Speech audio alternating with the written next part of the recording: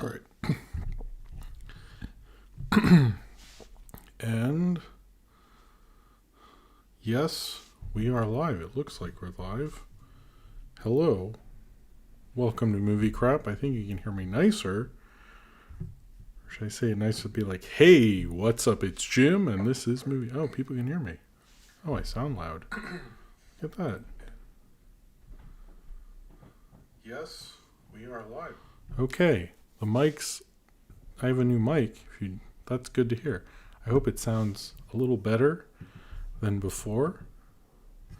That old mic was getting a little old. Hey, Purple Goop, Ace the Wind Rider, Catbot 158, Sleepy Cat, Sleepy Time 4 Cat, Elwood DD, Nathaniel Fogo, Jordan Bouchard, Jordan Salafalo, Jacob Shelter. Did I say Cornbread already? Catbot, Nerdification, TuneJ723, El Mono Loco, Will's here, Bruce Parker. Yes. Hello and welcome. Oh, hey, Paige Howard. All right, let's go to... tweet is out. And okay. Oh, whoa. Dropped my phone in the toilet last night to start off the new year. Hold on. I can go to the camera. Hold on. Oh, where are we on this? Hold on. I can go do the whole whoop. There I am.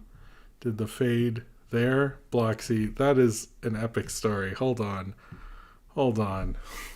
First off, thank you. See, we're in a different room. Thank you for that amazing story. Okay, that's a good way. I'm sorry that's how you start off the new year. But Bloxy said, I dropped my phone in the toilet last night to start off the new year. Got a better phone today, though, so it's a win-win, and you sound good. Thank you. Yes, it is a new mic I got literally the day after the last movie crap. Cheers to you, Bloxy. Yes, I'm in a different room than usual, which I haven't done a lot of streams out here. But yeah. Oh, hey. How's it going, everybody? Alex, Ransam Film, Bloxy, Cornbread. I think I said everybody. But anyway. Yeah, so I got a new mic. My parents got me a new mic for Christmas. But I got it on the day after. I think you've been hearing the new videos. I think they sound nice. I think this mic sounds nice. I hope it, does everyone feel like this sounds better? I think so. I'm sort of messing with the settings. I kind of want to do a test stream at some point that might not be honest. This might be a test stream. Maybe we'll mess with the mic. Anyway, I got a lot of cool stuff for Christmas. I hope you guys had a good Christmas and a good New Year's, even though I think it was sort of a weird New Year's for most people and most of you. Especially like Times Square was like those weird guys. What's it called? I don't know. What are those guys with the air that bump up and down? It was strange. But, oh, it sounds a lot better. Thank you, Cornbread. That's what I needed to hear. It was a weird New Year's, I guess. Although, I'll always celebrate in the same place. Oh, hey, Jane. How's it going? I don't know Jane, but said hi.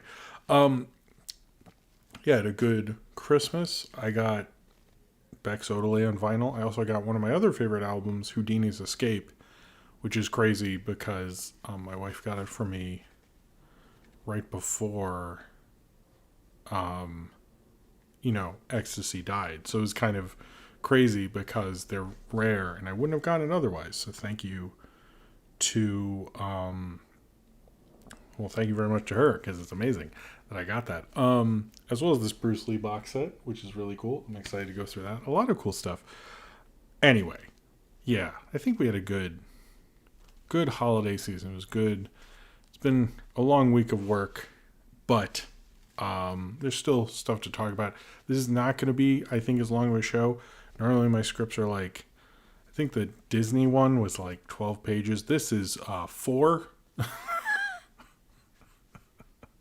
So, what I might do is just try to answer literally every question. If you're watching now and can never make it to the end, put a question in the comments of this video and I'll answer it at the end. So if you never get to be here at the end, or you can go to the Discord later, But if you want it during the show, I'm just bringing that up. Um, yeah, I'm trying to think. I don't know. I was so focused on like wanting the show to be good and with the new mic. I don't know if I have like, what did we watch recently? Oh, I showed Sophie the red balloon and she really liked that. And I really like the red balloon watching that again. And it's such a universal great movie. It's on HBO Max.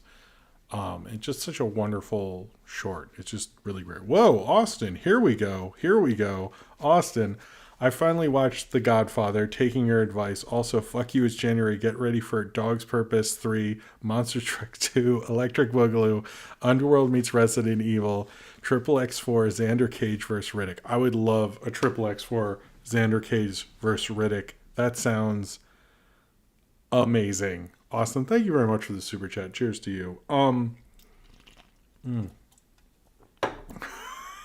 That was an epic list of January movies. Tannerlands, I saw you say I got the Ultimate Edition. Oh, that's cool. Of Richard Elfman's Forbidden Zone. Oh, that's cool. Oh, Zisco Spider says I've been watching the Road 2 reviews. Oh, while watching each movie, been having a great time watching the movies and your reviews. Thank you. No one ever mentions the Road movies and those reviews. I'm very proud of that series, but it's like sometimes I forget I did them because no one ever, like the William Wellman's, the other one series I get feedback from. So that's actually amazing because I thank you. That warms my heart because those are great movies. Watch The Road to Morocco, one of the greatest comedies of all time. Zane Power says review Suburban Nights in the spirit of the month. Know about that, but cheers to you, Zane Powers. But yeah. Shout out to Billy's Balloon, great short from Don Hertzfeld. Did that just come out? I've been hearing. Maybe it did. I forget. I'm sorry. But cheers to you, Will. Thank you. If it did, I should review it next week because I haven't watched it. I don't think I'd be a very good live react person because I sort of just watch things. I don't react. Then there was that weird Twitter thing with the person from Lucasfilm calling someone out for like faking reacting to things. And then everyone got mad at The Last Jedi somehow. I'm so confused on any of that. Anyway, what about Ishtar? I did review Ishtar because of the Road 2 series. Austin, that is true. I did. Or are you asking if I have? But it was part of that series, as well as I did Road to El Dorado, which is also the road movie influence. I don't know if you're mentioning that or something else. Anyway, cheers to you, Austin. Disco Spider S. Will you ever review Mark's? I'm sorry, I shouldn't be answering questions like this. I was very surprised by the Road 2 thing. Will you ever review a Marx Brothers movie, or I gotta pay extras for that? I want to do another old movie series at some point. I really would like to finish the Buster Keaton series, which I started and never picked up again, but maybe at some point. Anyway, Nathaniel Fogo says, Happy New Year, Jim. Wanted to know what you consider the absolute worst film to come out in January. Well, thank you for the super chat, Nathaniel Fogo. Cheers to you. This is just becoming the questions at the beginning, pretty much. Worst January movie. What was that movie? Sanctum? That was pretty bad. Doolittle will probably make I don't know if Doolittle's epically bad. But Sanctum was pretty bad. See, that Die Hard movie, the Die Hard that came out this decade, that's on my worst of all time, like worst of the decade list, but that's a February one. I'd have to think. I honestly want to go Sanctum because everyone hated that movie so much. It got on everyone's worst of the year, like pretty high that year. And for January is bad. I think that's one of the things that's interesting about January is January is a lot of bad movies, but when you make a worst of the year list, you kind of forget about a bunch of them because they're sort of unremarkable. And Sanctum was so awful that everyone remembered it, which is an accomplishment. I have to. Oh no, never mind. What was that? The Devil. What was that movie? Why do people always mention The Bye Bye Man to me? Is that like really bad or something. I've never seen it. No, what was that movie with the found footage thing? It's like the devil in it. That would be the worst one. The Devil Inside? Yeah. That's it. The Devil Inside's it.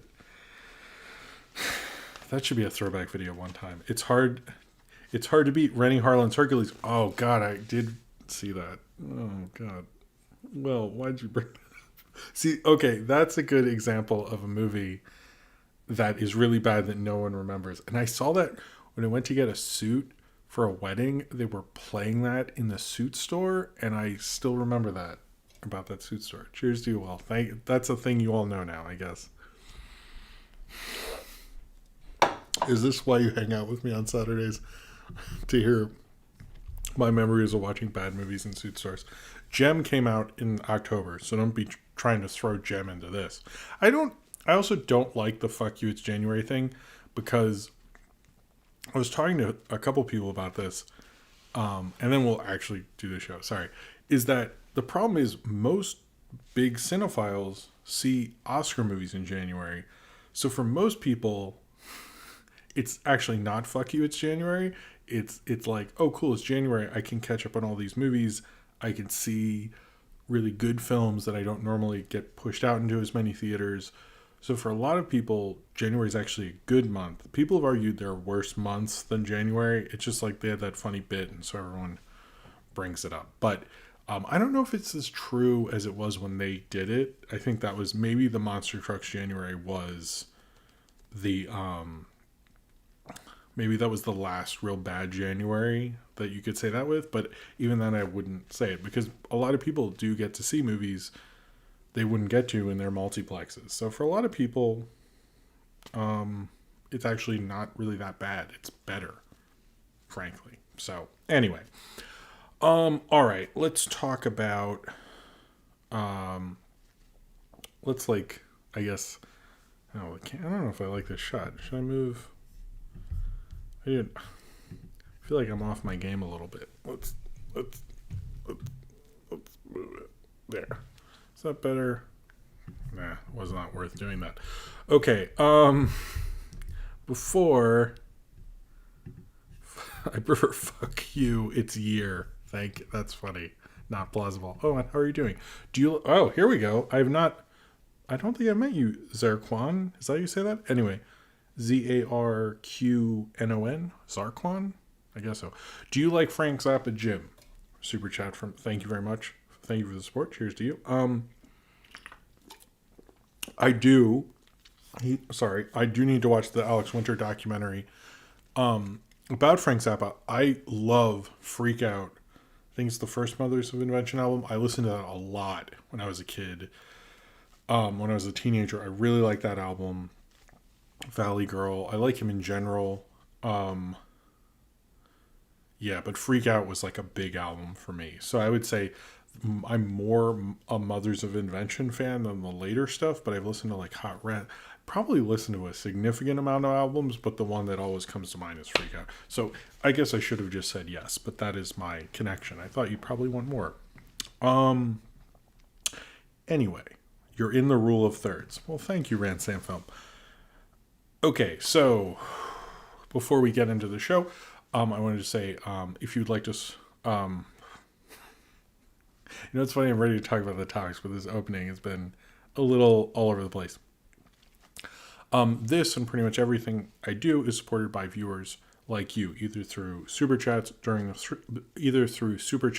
show, in which I will take a chug of Red Bull for you, or through my Patreon, which you can find through the link below. I very much appreciate it if you're financially able to do so, either here or through the Patreon. The Patreon has all sorts of exclusive things like postcards, Skype calls, more power in the movie review vote. If you are a patron, I wanted to announce this.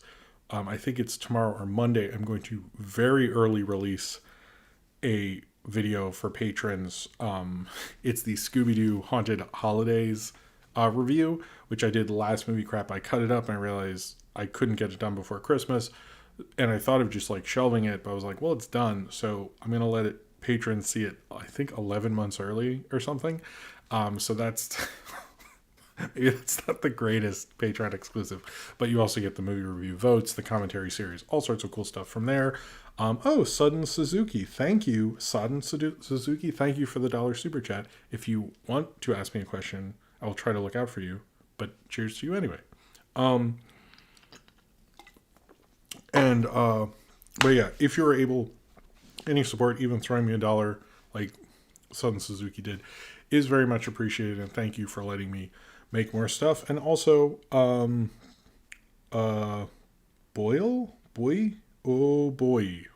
confused, but thank you. Like my newer computer helps me update things, help me just keeps these things going and keep making content. So thank you very much for your support. Was also the Discord. If you'd like to join the Discord, if you like hanging out in the chat here, or you just like seeing me interact with people in the chat and you would like to hang out with them anytime, the Discord is a great place to go. It has all sorts of cool channels in there, from general to Ask Jim, where I do try to ask all the questions. I think there's a few I should answer after the show, which hopefully I will get to at some point soon. There's suggestions for me to review during the show or just review in general. There's a lost film file. There's all sorts of things. There's even a novelty playing cards channel, which these are getting kind of old, so I think I'll probably be doing that soon. Oh, we have 2 super chats here. Zarknon. Oh, Zarknon. Okay, sorry. P.S. I love Joe's Garage, my favorite Zap album. That is a good album. It's been a while since I've heard it, but cheers to you, Zarknon. Sorry. Cheers to you, Zarknon, for the super chat. And Jordan Bouchard said, everyone please vote for Prince of Egypt. Okay, Jordan Bouchard says, everyone please vote for Prince of Egypt this month for Jim's monthly movie review vote. And actually, cheers to you also, Jordan Bouchard. Jordan Bouchard promotes his picks, which I'm not against. You can do that. And I'm going to, you have a week to vote for the movie review vote, so please do that soon, like tomorrow or after the show or something, if you would like to vote, because I will be tabulating votes on Monday, and that's traditionally how I do it. But cheers to you, Jordan. Thank you again. And yeah, also for the movie review vote, I'm the one that has been waiting forever. Love Exposure will happen this week. I've seen it. It is happening. The person who selected it has been very cool about how long it's taken me to do it. It is a 4-hour movie. It's sort of a weird movie, and I didn't feel like I could watch that really at the beginning of quarantine. I figured it out. It is going to happen. He is very nice. That is the longest delay ever. And then the one that won last time, I think I'm going to do that in the same week, but we'll see. I'll at least shoot it. So just so you know what's going on with that. Anyway, let's talk about there is movie news. People are acting like it's like not. There actually is. And this way, next week, we can just talk about the bigger things and not ignore these things, basically. So first off, a bunch of DC stuff. I guess we're going to start the show with Wonder Woman 3 has been fast-tracked or announced that there's going to be a Wonder Woman 3 closing out the trilogy, supposedly, or as Warner Media has, or whatever they're called this week, has said Wonder Woman 3 is going to be directed by Patty Jenkins and starring Gal Gadot. There's no date on this. And Gal Gadot has also said, Paleo, why is that in all caps? That is the least Ingmar Bergman way to ask me an Ingmar Bergman question. Oh my God. Oh God. Okay. Just sorry. Yo, Jim. I want to answer this as my brain is interpreting this. It's like, and as Paleo definitely said it in his head. It's like, yo, Jim, I just watched The Seventh Seal. No one told me that movie took place during the Black Death. What a movie to watch right now. Sorry. Cheers to you, Paleo. To be honest with you, Mr. Steno, I actually thought there would be an Ingmar Bergman comeback during COVID, and you're the only person I've talked to who's watched one. So it's a good movie. You'll get Bill and Ted's Bogus Journey even more now. So that's exciting, isn't it? Right? Maybe? Anyway, that was just not what I was expecting. Just that paleo. I was not expecting a seventh seal joke from Mr. Steno in all caps. Ooh, okay. Um, there's some I would love to. Should do more programming. Oh, hey, JJ Panda. Hey, Jim. Thanks for being here. I'm in self-imposed quarantine due to an irresponsible family member, and I'm in need of a pick-me-up tonight. Oh, well, I'm sorry your family, JJ Panda. I'm sorry about your family, and I'm glad to cheer up. I hope me laughing and drinking Red Bulls, but I hope you feel better, and I hope your family member's okay. And I'm sorry they're irresponsible. And cheers to everybody. Raise a glass to JJ Panda. That's a cool screen name, by the way. Cheers to you. Okay. So anyway, no, I know, Paleo. I know you watched it. I know it's not a joke. It's just really funny. The caps and the urgency you had about telling me about it is amusing. Um. Okay. Anyway, so Wonder Woman 3 has been fast tracked. Patty Jenkins has alluded that she already has ideas even for Wonder Woman 4. The only thing we know about Wonder Woman 3 is it's going to have a modern setting. The bigger question with Wonder Woman 3, and I've been trying to actually sort out what the date on this would be, because we don't really officially know what her next project is. We all assume it's going to be Rogue Squadron because she made a pretty big show of it at the Disney Investors Day, making that video, which I believe is 2023. It seems pretty much from press that's what she's doing next. She did admit in interviews each of these projects, her projects that we have announced, which right now are Rogue Squadron. This is the order I literally just guessing they're going in. Star Wars Rogue Squadron, Wonder Woman 3, Cleopatra, and Wonder Woman 4. And she admitted each of those projects would take 2 to 3 years to make. Which is like, because someone asked her, like, do you plan on making these like at the same time? And she goes, no, they take a certain amount of time and so forth. What I think is probably going to happen, if I'm going to guess, is we're going to see Rogue Squadron 2023, Wonder Woman 3 2025, 2026. And I think Cleopatra isn't happening, although she has said in interviews and said a lot about it. So the possibilities of this, we don't know. Will, thank you for the super chat. Will says, suppose it's my turn for recommendations. Finally watched John Hillcoat's The Proposition. Bleak but badass Western RIP to the great John Hurt. Oh man, I haven't watched that in a long time. But yeah, cheers to you. Well, thank you for that. I'm glad you saw that. That's a cool movie. Anyway, so it's very unclear what's going on, but that seems to be the thing. I think Cleopatra, I don't see, most directors don't announce like a decade worth of projects at once. And I seriously doubt that is what her 2020s are going to be like. Although several people are insinuating that, but I just don't see that being the case. So I think most likely what we're going to see from Patty Jenkins is Rogue Squadron, Wonder Woman 3, Wonder Woman 4. She's more said she has ideas. I could see her just writing it or just coming up with the story by credit, something like that.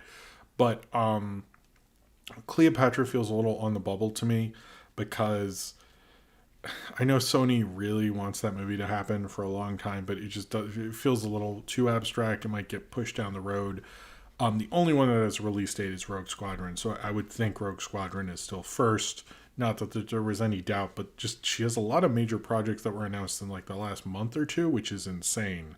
So I've also noticed Patty Jenkins is defending her movie a lot on Twitter, which is like not the greatest look from both. We saw she's defending the body swap concept. She's been defending all these things. She's been talking about her, just don't bother doing that. I found that to be a little embarrassing. But she did a great interview on WTF with Mark Maron, where she talks about a lot of stuff. I didn't know she was a camera operator for a lot of big legendary rap videos, from like a lot of the Hype Williams Puffy stuff to a lot of Wu-Tang videos, things like that, which was like, oh man. And I couldn't find a list of her credits from those. So if anyone could find that, I'd actually be interested. But she was like, yeah, I did like a lot of legendary hip hop videos back in the day. And I was like, oh, why?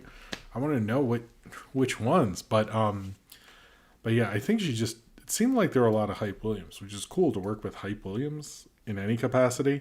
And I know she, I don't know, the interview with Mark Maron's good. So if you're interested in her, listen to some interviews. She's good interviews. What's going on with my phone? Keeps lighting up. Okay, anyway.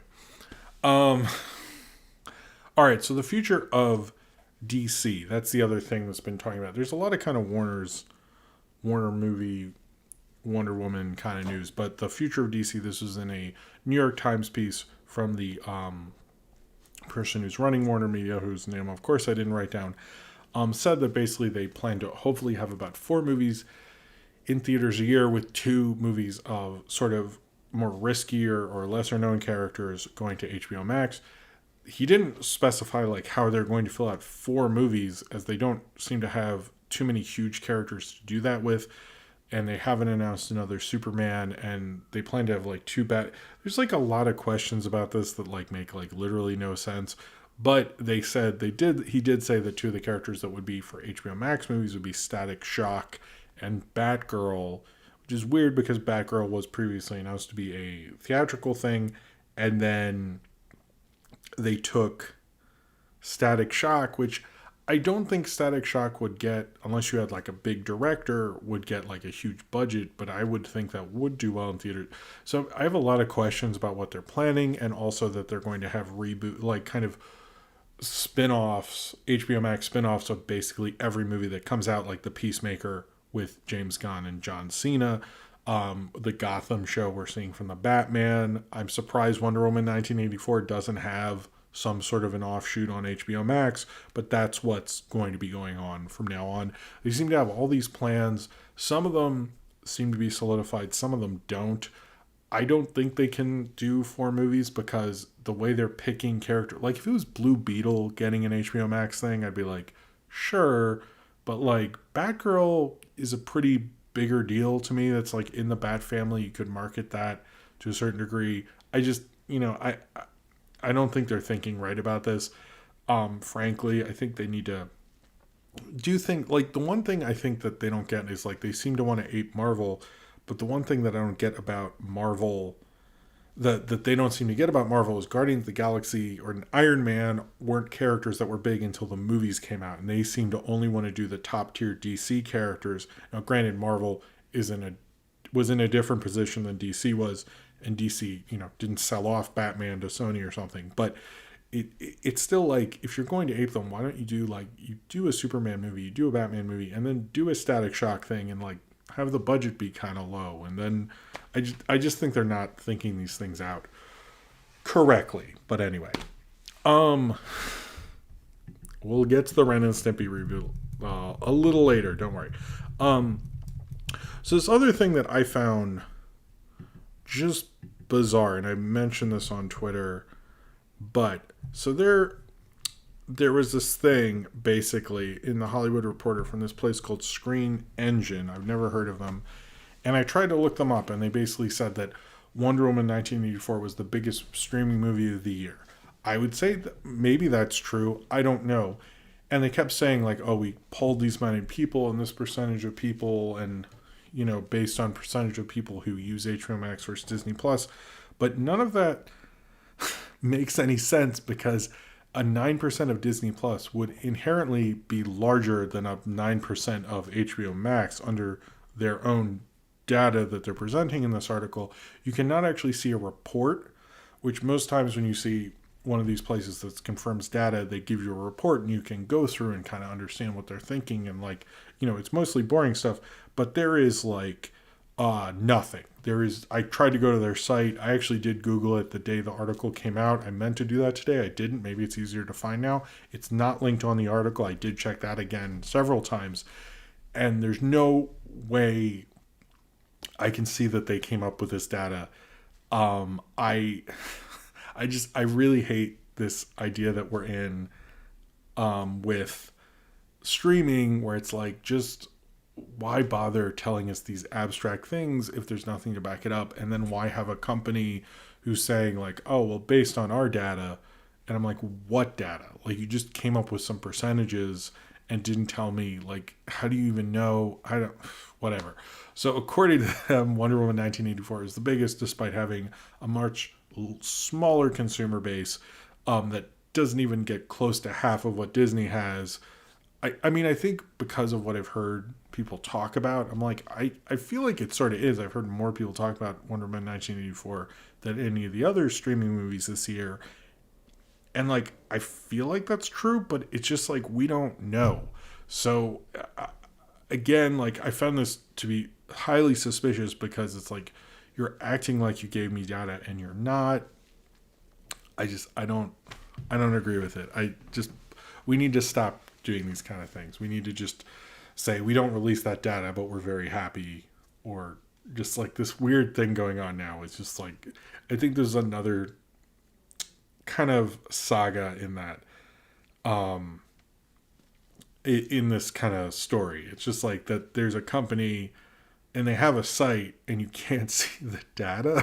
It's like, what? Like, how do we even know what you did? Like, it just, the transparency is like going away. Like, someone needs to wipe off the window so I can see what's going on in there. So what's next? So we got a couple things announced. Oh, speaking of heroes, favorite Kevin James this year. Oh, favorite video would be the one where he's listening to that headspace type thing, and he like goes into like this like alternate like reality, understands space and time, and it costs $2, so he doesn't do it. That was genius, and the time travel one too. So there you go, Blacksy. Cheers to you.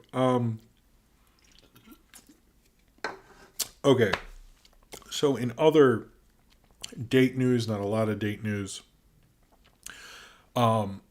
these are kind of happier dating things from Warner Brothers, and then we'll actually leave Warner Brothers for a second and talk about one that we should actually be concerned about, and for real. But before we get scared, the dates for Mad Max, the Mad Max prequel on Furiosa will come out on June 23rd, 2023. So 2023, we're actually going to get a Mad Max movie and a Star Wars movie, which is the first time. Did that happen in 2015? Right? Wasn't that 2015? I think so. So 2023 is going to be pretty cool.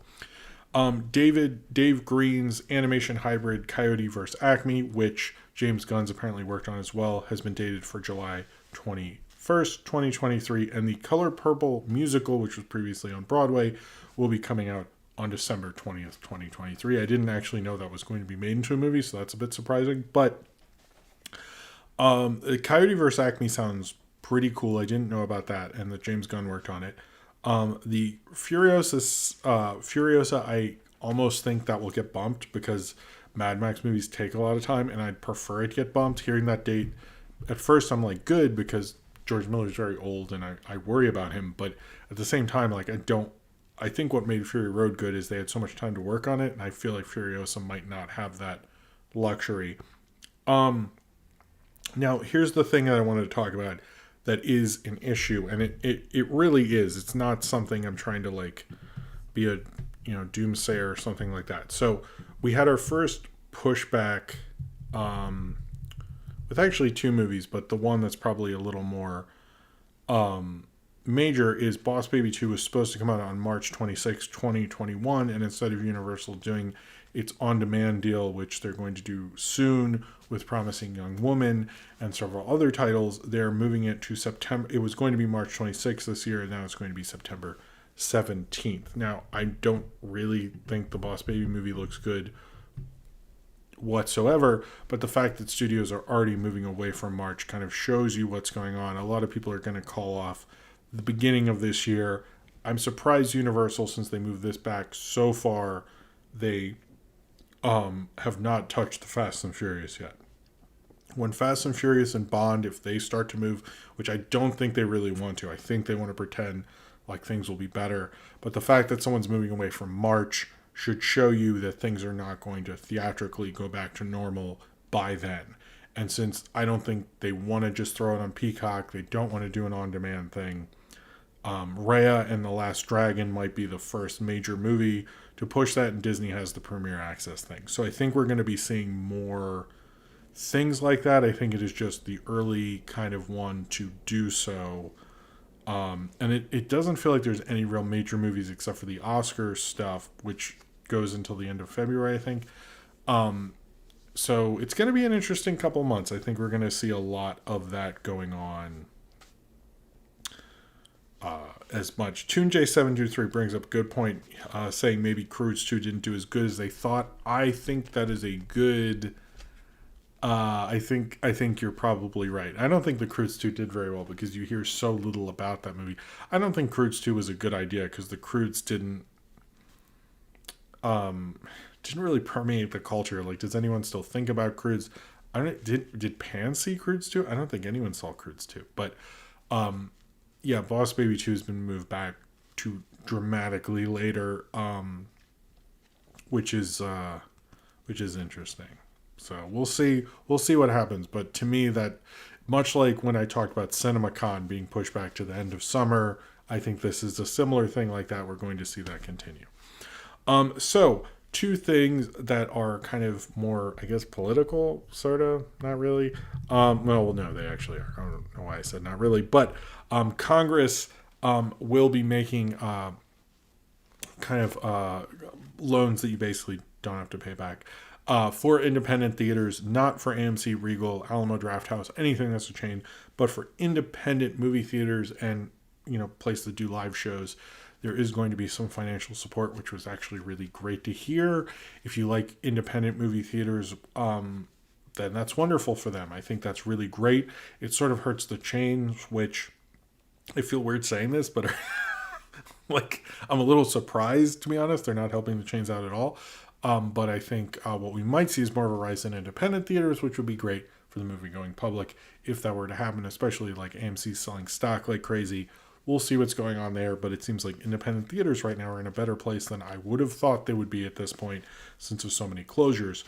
Another thing that came out in the stimulus bill, you might have already seen your $600 show up in your bank account, this idea that illegally streaming movies is now a felony. Now, what is this exactly? Basically, what this is it's mainly going after things like Putlocker, things of that nature, but ultimately more so kind of more of an obscure thing that people aren't understanding about this. Apparently, there are people who have made their own illegal versions of Netflix. Like some dude named like Dave or something made something like Daveflix and gotten a lot of trouble for it. But this has happened several times where people make their own streaming service. Like, this is a real thing. This is more what this is about, which makes it bizarre that Congress was like, we really got to take care of Daveflix or whatever the fuck. But I think it's more about Putlocker, but a lot of people use the example that this has happened actually several times, that some weirdo has made their own streaming service and then put a million things in, a copyrighted material and so forth. I'm surprised no one does that with like public domain things because there's so many. But yeah, so that's more of what it's about. I expect Putlocker to be hit pretty hard. It doesn't seem like it has so far from my understanding, which is still the greatest streaming service there's ever been. They have like everything. They're amazing. How do they do that? It's like, I like how many people are like, damn it, Dave, we got it. I actually don't know if it's Dave. I just made that name up, but, Daveflix is a must-have service. If someone could make a logo for Daveflix, when are we getting Daveflix recommendations? This is funny. But yeah, that's mainly what those things are about. This is freaking Dave. I like justice for Dave. This is evolving very quickly in the chat. Oh, Dave's at it again. You guys slay me. All right, everybody hates Dave. Okay, all right. This is just me reading. Oh, hey, Beta Wave. Okay, so moving on. Foot Locker is in trouble. What? I'm so confused. So before we get into more things about box office, because I organized this poorly, there's going to be an Exorcist sequel from David Gordon Green. David Gordon Green previously made the Halloween kind of follow-up sequel. Supposedly, for our limited understanding, this is supposed to be that with The Exorcist, kind of a reboot kind of a thing. I don't know if like The Exorcist, it seems like a lot of franchises want to do this because it makes people more excited to see one of these crappy sequels. I could totally see that happening with The Exorcist because it's like one of those movies that plays for most people. Most people, like, I feel like a lot of people watch it on Halloween. It's a major horror franchise, more movie than franchise. I'm curious with David Gordon Green. I've actually heard, even though Halloween Kills were very far away from that one, I've heard very good things about it. So I think he's probably just becoming the horror guy. His career is weird. I should review his first one, George Washington, but he's had such a crazy career. But it seems like he's getting more and more into this. But apparently after the Halloween movies, he's going to move on to Exorcist. To me, like, Exorcist is not a franchise the way Halloween, and Halloween really isn't. It's just because of the success of the Friday the 13th movies. But I don't know. I'm not sure what they're doing with this, but apparently he's been announced with that. So this was kind of, this next story, to me, is kind of an interesting one. It was in Hollywood Reporter and a couple places today. Basically that, and this isn't as crazy as people are making it out to be. I want to say that right now, that China had the biggest box office of any country this year. But that box office, the US had 2.3 billion this year, and Japan had about 2.7 billion, which is what Avengers Endgame made total last year.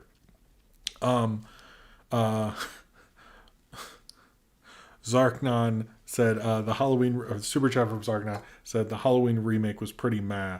That's it was fine. I don't think about it really. It was good enough. It was better than a lot of the sequels, but I pretty much agree with you. But thank you for the super chat. Cheers to you. So yeah, China had, we killed a Red Bull.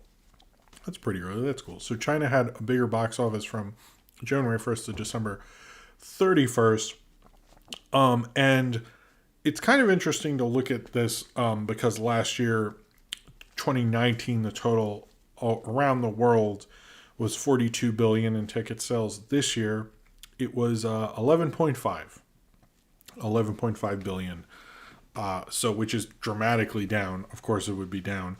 But I wanted to bring up what are the top 10 movies of the year worldwide, because I don't think enough people are talking about that. And the highest grossing film is actually not is not a Hollywood movie. It is this film called The 800, like THE, the number 8 and then 100, which is basically a Chinese film, war epic kind of thing. They have like 2 war epics in here actually, which is the highest grossing film. I had never heard of this one. And the second, which is with 461 million worldwide, which if this was last year would be like less than what Maleficent 2 made. Remember Maleficent 2? So that's like shows you dramatically. Last year there were like 9 films that made over $1 billion. One of which Disney wasn't involved with at all, which was Joker, and then Spider-Man, which Disney had its hand in. So basically 8 films that Disney was involved in made $1 billion. But yeah, the highest grossing film worldwide was this film called The 800. The second highest grossing film this year was Bad Boys for Life. Now I want to bring up something about, everyone says this thing about how Sonic is the highest grossing superhero movie. I don't know if that's true worldwide. And is Bad Boys for Life not a superhero movie? Like, I think it sort of is. I'm going to say it. I think Bad Boys for Life is the highest grossing superhero movie of the year. Come at me, bro. Artemis Fowl. Where is that? The number 3, sorry, is My People, My Homeland, which is another Chinese film. Number 4 is Tenet, which is 362 million worldwide. Number 5, and the highest grossing animated film of the year, is Dragon Slayer the movie. Number 6 is Sonic the Hedgehog, 310 million worldwide. Number 7 is Doolittle. Number 8 is Legend of Deflection, which is another Chinese film. Number 9, Birds of Prey. And number 10 is Sacrifice. So you can tell how many of those were not Hollywood films because their box office has opened again, because they've opened up more. Those films have been able to gross far higher. And it's just an interesting look at like what this year really looks like, because I don't think anyone could have expected. I don't think anyone thought, I don't know, that it wouldn't be that it would be a Hollywood movie, but it's just interesting how this whole year kind of shook out. So anyway, it's interesting, and Doolittle actually did okay. Whatever. So probably the news. Is that Buster? Okay, let me go get Buster. 1 second. I'll be right back.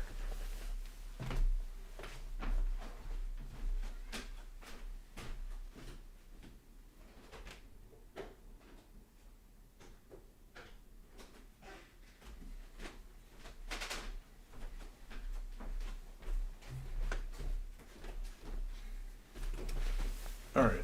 Oh, sorry about that. I could hear Buster meowing in a room. I was like, we need to get that guy out of there. Who's Buster? Buster is my cat, Akim Smith. Thank you for being here. But can Buster rhyme? No, he can rhyme meow with meow. I don't know if you think. I'm not going to the bathroom. I should have when I stood up, but anyway. Maybe I should have. I should have used that out. Damn it. Anyway, Buster Kitten is his cat. Oh, Buster, do you want to be on the show? He was just like, is there a stream without me? Without me? You want to be on? Hold on. You want to... Oh, come here. So, Buster, how's it going? How's your night been? Good? You smell good. Huh? Okay, do you want to go? Okay. But you're on every show. Okay. Now, hey, Buster's got to make an appearance every episode, right?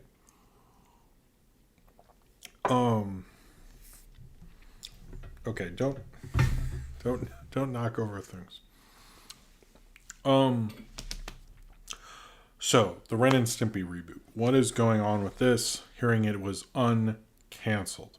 Basically, Billy West responded to someone on Twitter saying he doesn't think it's been as canceled as people believe because things, in terms of animation, have shut down because of COVID. I think, I don't know what's going on with that. And Billy West, Bob Campus says it's not happening. Billy West would obviously be involved in something like this, but I sort of, Billy West isn't someone who wouldn't know. He's definitely on the food chain. I don't think it should happen. I think the thing with the Ren and Stimpy reboot is Ren and Stimpy is still, and I think one of the things that people kind of don't want to talk about with Ren and Stimpy is how popular that brand was. And I'm not trying to disregard, what John Kay did, which was pretty awful. I'm not trying to at all. But I think they're probably looking at like the recognizability of that brand, and that's why they're pushing it so hard because of its former thing. But I think the problem with what happened to Ren and Stimpy is John Kay. John Kay, through his name, John Kay is so associated with Ren and Stimpy, you kind of can't have it anymore. He also, I think that show rebooted too early. I don't think there's the demand. Adult party cartoons sort of killed any demand. And I think unless there's a lot of retrospectives for whatever's going on with the Bob Camp years, which even the documentary barely talked about the Bob Camp years, I just don't see it really happening. I think I could see Viacom sort of trying to hope it could hopefully happen. And if they got the right creator, maybe, but I just don't see it. But it seems like it's maybe not as dead as we thought. I think it's pretty much dead. I think they're just like maybe trying, but the fact that Billy West is like, I've heard it's not totally over, to me makes me feel like it's still going on. They just don't want to talk about it and don't want to tell us probably anything. So, all right. I don't think there's really as much to talk about yet. I do think Viacom will probably announce something within the next year what's going on with that one. Where are we? Okay, so a bunch of trailers dropped. I did see the Coming to America trailer. I want to say that right now, but I also want to say I saw it a while ago, and I don't remember much about it other than I thought it was really funny, thought it was kind of cool. I'm excited to see it. I need to watch Coming to America again. I'm sorry, that is the one thing I did not get to rewatch, so apologies for that.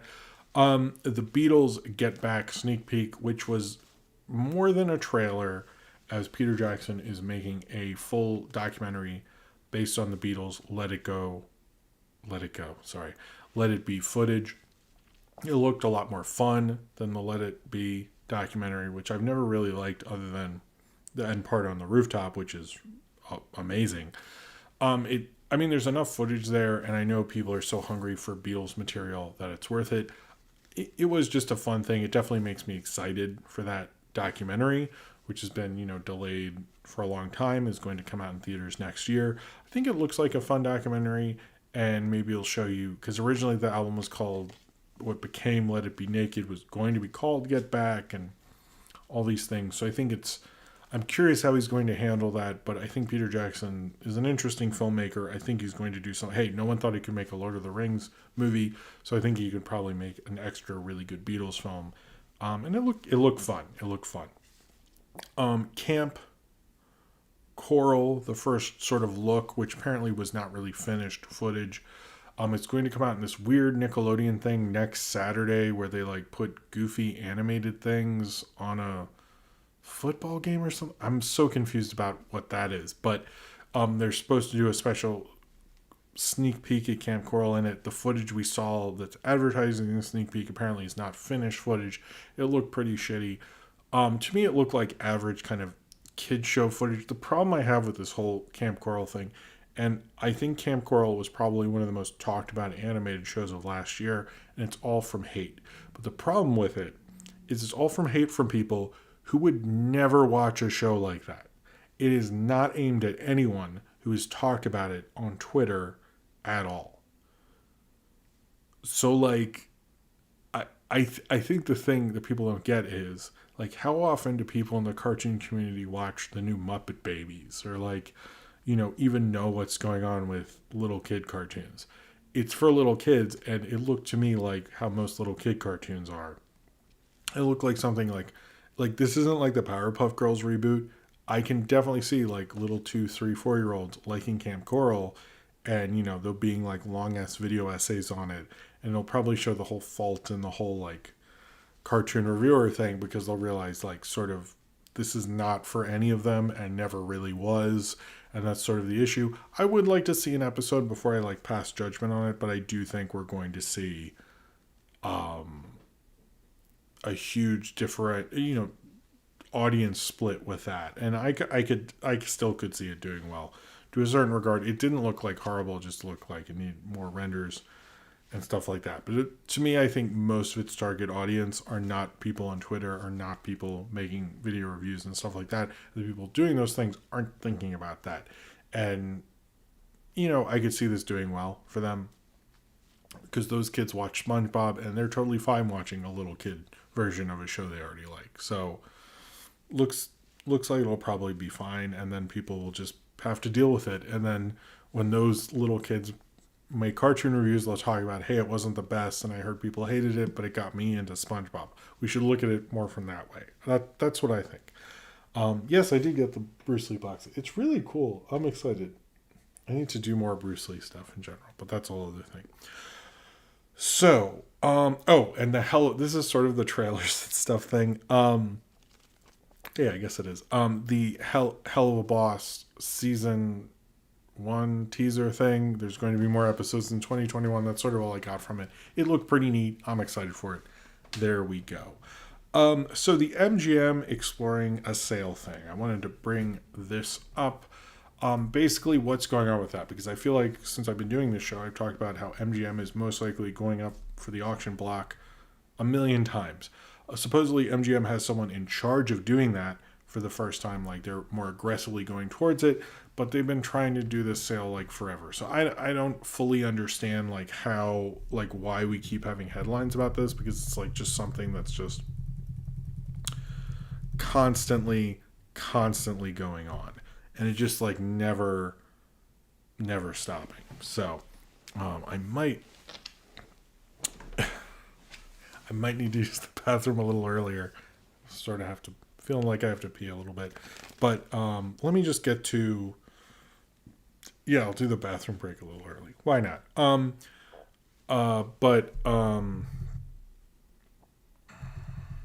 But yeah, it's sort of a weird. Sorry, cutting something from the thing. It's sort of a weird thing. So Shia LaBeouf was canceled recently for. I mean, I think he's sort of taken down a peg for his abusive behavior. And supposedly, from what I've heard from various outlets, he was being considered for various roles in an MCU movie. And you're probably like, what MCU movie? Well, apparently 2 roles in X-Men. We don't know, and no one's talking about what other X-Men roles people are being cast for. And since we had the Disney Investors thing, and they did not announce X-Men, which is interesting, learning this news, they were considering him for, at first, Wolverine, from what I've heard, but they realized he was a little too, I guess, unstable, I guess, to actually play that role. Man, Buster always puts like a ton of hair all over the place. But they were seriously considering him and almost gave him the Iceman role. Now, we don't know what is going on with this. This is the first X-Men MCU real concrete news we've heard in a long time. We haven't really heard much X-Men stuff. It's interesting. Supposedly they are really considering casting. It might just be they're sort of talking to people, talking to directors, feeling things out. He was not cast. I want to preface this. He was considered, he was met with, his representatives were talked to, discussions were had, but it doesn't sound like it had any real thing. Shia getting cast for the Lost X-Force, LOL. Yeah, I forgot about the X-Force. Man, wasn't that Drew Goddard? Drew Goddard has more canceled comic book movies than anyone, but cheers to you all. Anyway, when I heard that news, I'm not gonna lie, I heard that right after Movie Crap last week, and so, when I take notes down, that was the first note I wrote because I thought it was such a big deal. So, from my understanding, a lot of what Shia has lost are roles that we didn't even know existed, but the X-Men thing is pretty big. But it does sound like we're gonna hear some X-Men news, I would say, in the next year. I'm gonna say that, but it's interesting, things are going down with that. So I don't think he would have been a good, I mean, I don't know what the take was. I don't think it would be a good Wolverine, but supposedly they aren't looking for like a muscly guy. They're looking for more of an actorly person like Hugh Jackman. But again, we don't know what the director is. We don't know what the script is, the different version, all that stuff. So it's very, very early. But that is something. That's interesting. Batman, the animated series, and Batman Beyond are on HBO Max. I'm very excited for that. Also, you can download those things to your device. So if you're like having a commute, maybe this is more just news for me, you can watch Batman Beyond and Batman, the animated series. 2 director notes on here. Creed 3, which I previously said it looked like Michael B. Jordan would be directing, much like how Sylvester Stallone directed countless Rocky movies. It looks like Tessa Thompson has confirmed that Michael B. Jordan will be directing Creed 3, which MGM definitely wanted that news out now that they're selling because they have the Creed Rocky franchise as well as James Bond. So it looks like Michael B. Jordan will be directing Creed 3. It'll be his own franchise. I'm really curious what he's going to do with it. And where the franchise is going to go, because it feels like it's done everything it can with the Rocky end of it and needs to be its own Creed franchise. And I think this is a good way to do it with somebody who's been there from the beginning. Richard Donner has been announced to be directing Lethal Weapon 5. We haven't heard about Mel Gibson or Danny Glover or anything like that. Richard Donner's a great director, and we've been hearing a lot about him after the Patty Jenkins thing with Wonder Woman 1984. So I was so influenced by Richard Donner, and she's been talking about him quite a lot on Twitter and in interviews and so forth. So I think it's like kind of a time for him. I started thinking he's maybe past doing. I don't think there should be a Lethal Weapon 5. Lethal Weapon 4 isn't something I really like, to be honest with you. But I think I know Mel Gibson wouldn't come back without Richard Donner, and Danny Glover wouldn't. So I'm not sure what's going on with that, but it seems like he's doing it. So whatever. So the big kind of streaming news is Peacock now has The Office. They're showing like extra scenes and like clips and extended things that were in when you could buy the show on iTunes and things like that. And I've heard a lot of stuff that used to be free is now gone through back behind the paywall. I think whatever Peacock is really like, I'm on Peacock. It's sending me constant emails. They're really trying to push this service right now. I'm really curious. We've had all this talk of Wonder Woman and streaming numbers and stuff. I'm absolutely curious how many people sign up for Peacock because of The Office, and like what are they doing with this? Like the Office thing, I just think is sort of a weird. Like I don't know it. Just like I don't understand. Like you have The Office. Like why put more stuff behind the paywall? Why not like get people? Like are people really going to sign up for the paywall thing? I just don't see that from Peacock. I think most people like the free thing, and the free thing seems to be the more interesting one. So why not make that more of a thing? I don't know. I am curious, like if they will change their.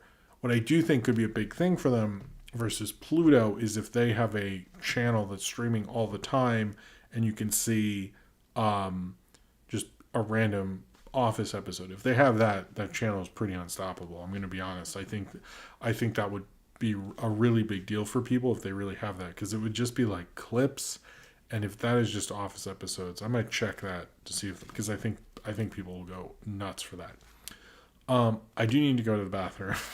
At this point, you guys got me through a Red Bull way quicker than I thought I would, so that's probably why. So basically what's going to happen for the rest of the show, I'm going to have two things. One thing, I was requested by Austin to talk about the Toys R Us in Times Square a little bit. I will do that. Some interesting Oscar news. By the way, the Oscar stuff is only interesting little tidbits, and this is an actual interesting one.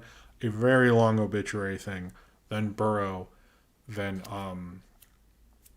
Grizz the Lost Chord, and then questions. Oh, hi, Bruce Parker. Anyway, I will be right back. I just need to use the bathroom, and then we'll do that, and then questions. We have like an hour left, so I think we'll be okay. Although the Obits thing's going to take a while. But I have been drinking water. I drink water, too. That's probably also why. Just like... I only actually have Red Bulls when I do this show. But thank you, Akim, for your concern. I appreciate it. I appreciate your concern for my well-being. But I will be right back, everyone, and we will finish out the show when I get back.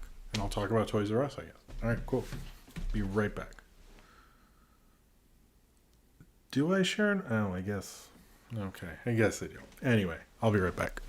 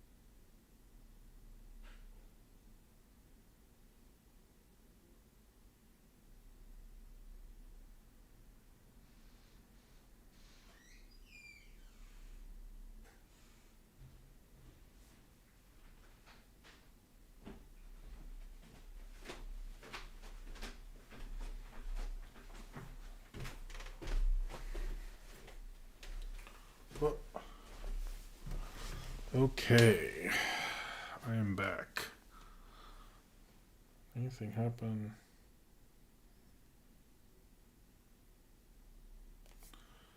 Yes. Okay, so yeah, sorry the flow a little weirder than usual. I hope the sound sounded good. Stay. Felix is staring our souls.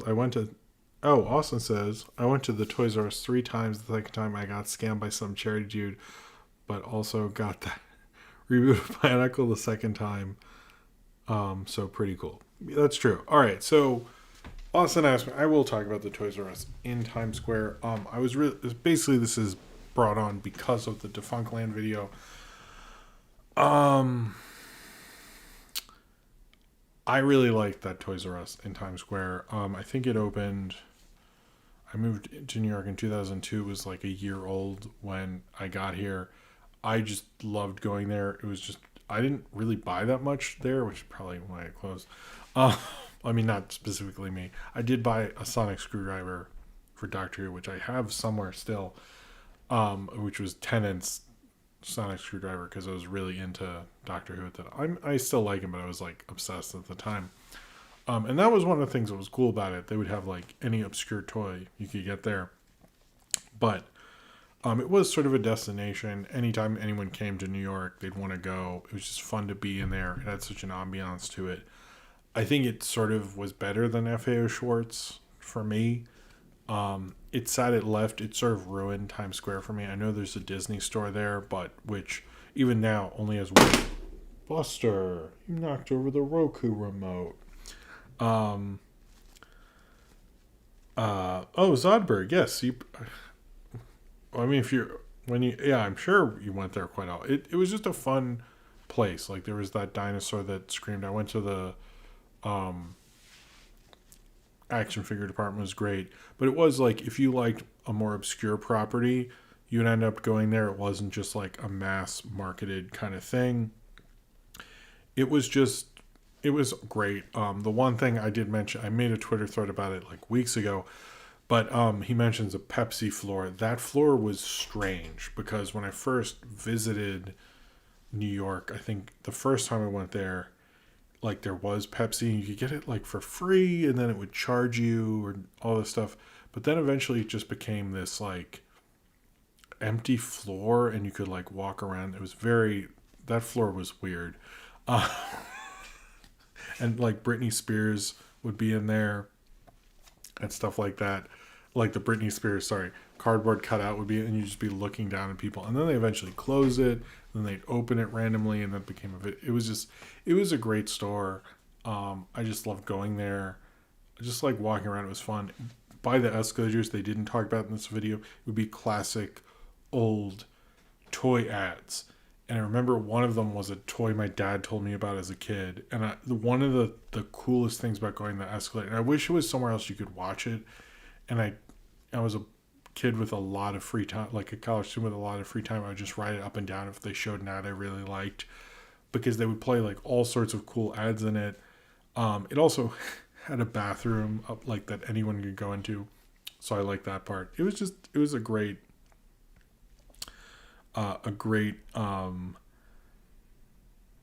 great toy store. I don't know. I always have pleasant memories of it. I don't know if I should have rewatched that video to talk about it better. But those are just, I was sad to see it go. It was one of the best parts of Times Square, which is not a great area. But it was always like, if you're in Times Square, it was almost worth it to go there. And without it, like Times Square is worthless without it, in my opinion. TuneJ723 said that very out-of-date auto rocket power themed car on the Ferris wheel. That's true. It was there the whole time. I think it was only there a little bit when I was on Pizza Party. So, man. Anyway. Cheers to you, TuneJ723. All right. So, that is my weird segment on. Sorry, I don't think that was amazing or anything. But I did a Twitter thread about it a couple weeks ago. But I thought Defunctland did a good job. Because it was like one of the few attractions he goes on there that I've actually been to and really enjoyed. I don't go to theme parks and I've never been to any of the places he's covered, but that was one I had pleasant memories for. I was really sad that went, and then hear that they just destroyed that Tyrannosaurus Rex was a little depressing. But anyway, I will always, that's one of my great, like when when Times Square had a lot of money, probably one of my best, probably one of my favorite places there ever was. Most of that stuff was kind of crap, but that was like really cool. Anyway, so moving on to Oscar stuff. I found this to be interesting and kind of like one of those facts that if it turns out to be true, if this happens, it would be pretty remarkable. But the fact that it hasn't is depressing. So if Frances McDormand is nominated for Best Actress, which it looks likely, and then for Best Picture for Nomadland, so she would be nominated because she's a producer on it, she would be the first woman to ever be nominated for Best Actress and Best Producer in the same year. That has never happened, ever. It's happened for everyone from Clint Eastwood to Kevin Costner to countless other male actors.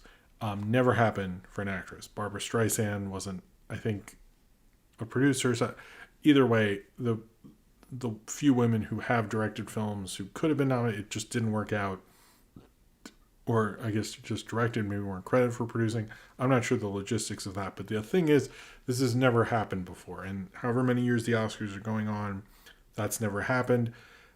Again, like I said with the Chadwick Boseman thing, if he's nominated for supporting and lead, that would be the first time that happened. This is the possibility of this thing happening. I think it probably will. Maybe even more so than Chadwick Boseman being nominated twice, although that looks very likely as well. But it's kind of shocking that it never happened. Also, if she wins Best Actress, she would be in kind of a rare company with people like Meryl Streep, Jack Nicholson, Katharine Hepburn, Daniel Day-Lewis, and Walter Brennan, I believe. But those people who have won 3 acting Oscars, and I think Hepburn and Daniel Day-Lewis, and no, Meryl Streep had a supporting. Yeah, I think it's like Katharine Hepburn, Daniel Day-Lewis. They were all lead Oscars, I think. So that's pretty interesting. But it's kind of crazy that that's never happened before. Not a good look, Oscars. So it'll be interesting when that if that happens. Again, there's 2 more months left of Oscar campaigning, and I don't even know if I can see Nomadland. That's one thing actually. I'll bring this up is I'm totally not sure what to do with the top 10 because there's a lot of major movies that'll be considered a 2020 movie like Nomadland that I just can't see. I don't know when I'll get to see Nomadland. So I'm curious. I haven't really figured out if I'm going to do a top 10 like people the Baltimore paper would put like Pan's Labyrinth the following year because they couldn't see it by the end of the year before. I do want to see Promising Young Woman. I sort of still count that as a 2020 movie. I want to catch up on some things, so we'll see. But it is sort of a weird year to make a top 10 for because if you can't actually see some of those movies, like I guess I'm just going to have to count them for the next year or something. It's like there's nothing I can do about that really, I guess, So it's just sort of interesting. So yeah. Also Margot Robbie could be nominated for Best Producer because I saw someone brought up Margot Robbie because she produced Promising Young Woman, apparently. I think. Is that right? I'm not sure. Anyway, so I wanted to talk about obituaries, and before I get into people that you probably there are a lot of pretty significant people who died in the industry, a casting director whose name I didn't get to write down, who I don't know very much about, so I didn't want to talk about him, but there are a lot of people to talk about. We lost a lot of major people this year. Will said, I've seen a lot of stuff, but it's more of a top 4 than a top 5. I'm interested to see your top 4, Will. I'm interested. Cheers to you. But before we get into a pretty lengthy one, actually, I didn't mention John le Carré last episode. No one called me out on it, but John le Carré, who wrote Tinker Tailor Soldier Spy, the BBC miniseries, was a big deal to my dad when that happened. We recently watched that and the movie this past year. He was a great spy novelist. I recently made a video for Spyscape about him, which I'm very proud of. He was just always kind of a very real life, Cold War, very like matter of fact spy author, and he was someone I always. I don't know if someone told me it was a John. I never really read his books, unfortunately. It's kind of more me hearing about seeing movies that are based on his books, but from The Constant Gardener to Tinker Tailor Soldier Spy to The Most Wanted Man, The Spy Who Came In From the Cold. He's made some great films were made from his work. And he, by the way, since I edited that thing for Spyscape, I can tell you he's an amazing interview. Like, any interview with him is really amazing to listen to. Not a lot of people are great at doing interviews, but he was always a fascinating person to listen to. I don't know. I was sad to hear him go because he was like one of the great spy novelists, or one of the great spy novelists who I liked movies based on his work from. But I thought Tinker Tailor Soldier Spy for me is one of the great spy stories. So check out the BBC one with Alec Guinness. I think that is really great. I still like the movie as well. The movie's wonderful. Also, anyway, moving on.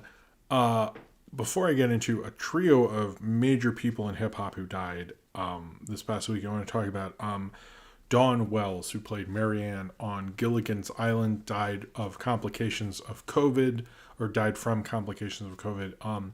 Gilligan's Island was a show I grew up with. I was thinking about today, like, most kids now have kids programming, but I used to grow up with like just watching Gilligan's Island during the day. It was like, that was what you did basically. And it's sad to hear her go. I know some people are saying she was the last surviving cast member, but I don't think that is true because we saw, the movie star, was tweeting about it. But it's sad to hear that she died of COVID. I think that's really unfortunate. I thought she was a great talent. When I was like a little kid, I had a crush on her.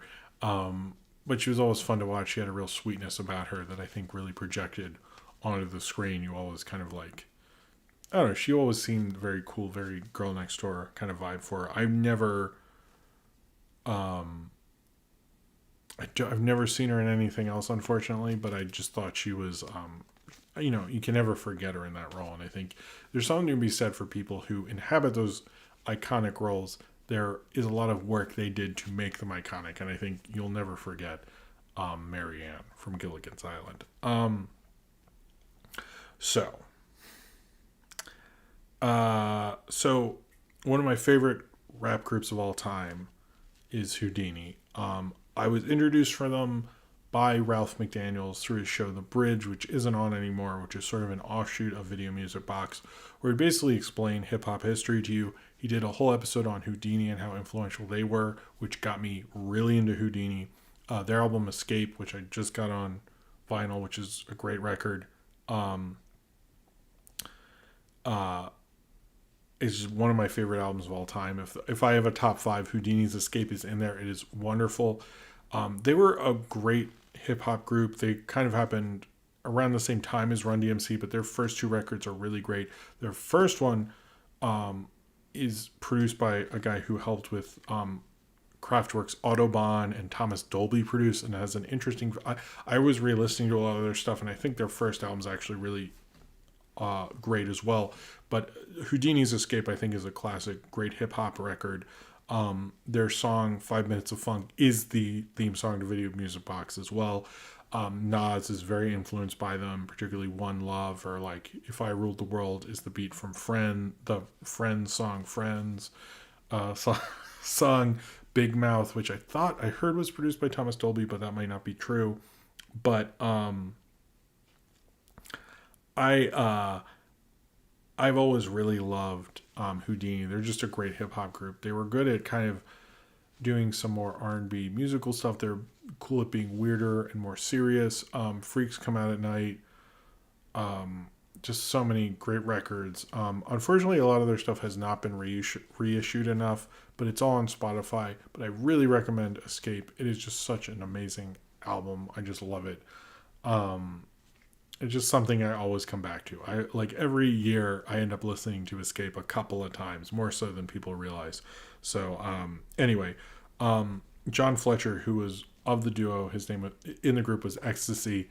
He died this, I guess, right before Christmas. And I think he was kind of Houdini's one of those rap groups that are far more significant than people realize. But I saw people from Questlove to Q-Tip to so many talk to Chuck D talk about how significant Houdini is. So don't ever sleep on them. I do want to say also, could you link the Spotify on Discord? I will do that. I will do that after the show, Austin. I will say this is probably, you have 3 hip hop people that died this past week. All like I got into Houdini when we were doing Knock Force stuff. All 3 of the hip hop people who died were major influences on Knock Force. I can say that completely. I know that's true.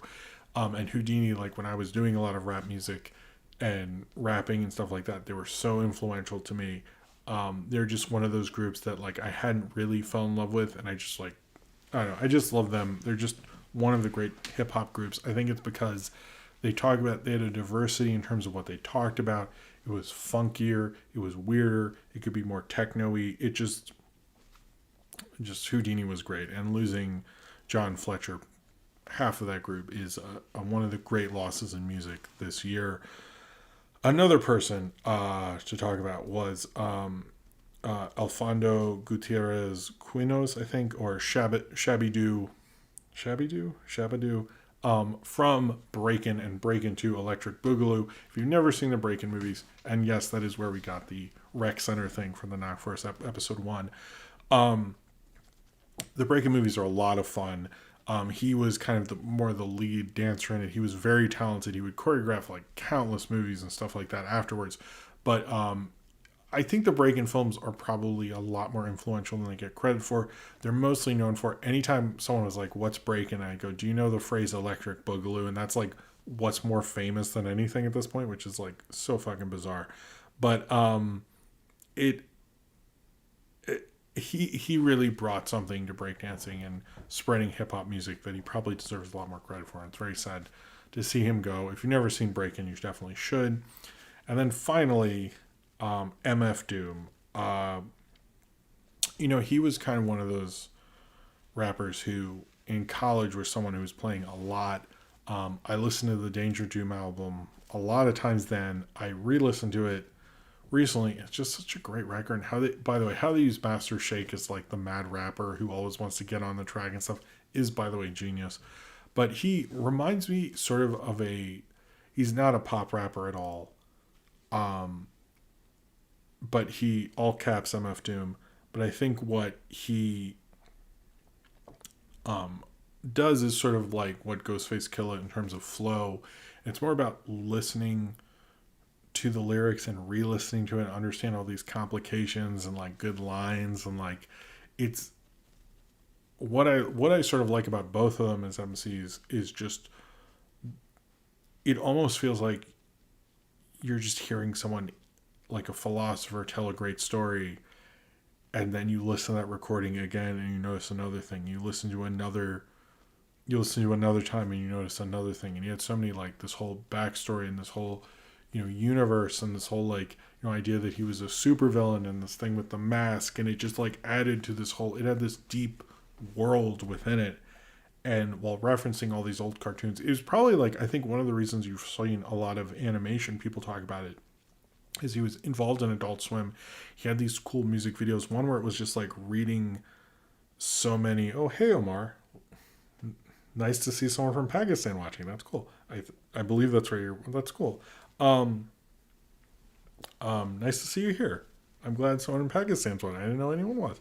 But he's just, or if you watch the one where it's like a music video and you're going through a comic, he was just a next level MC.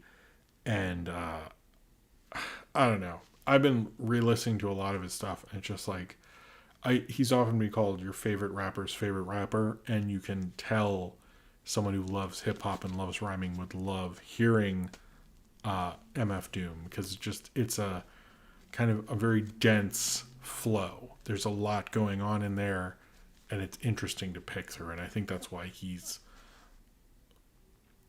kind of revered as much as he is, because he put a lot in there. There's a lot of love in there. There's the nostalgia, but there was in terms of the beats and the references he's doing, but I think in terms of just so much in there, it was just like a hearty meal of a rhyme that very few MCs could hope to even imagine trying to do something like that. He was very next level in everything he did. So,